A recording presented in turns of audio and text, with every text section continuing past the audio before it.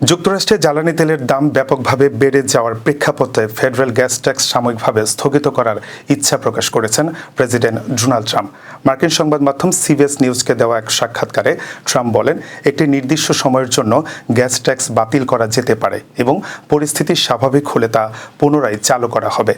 বর্তমানে প্রতি gallon পেট্রোলে 18.4 Saint এবং ডিজেলে 24.4 সেন্ট ফেডারেল কর আরোপিত রয়েছে। এই কর সাময়িকভাবে স্থগিত করা হলে জ্বালানি খরচ কিছুটা কমতে পারে বলে ধারণা করা হচ্ছে।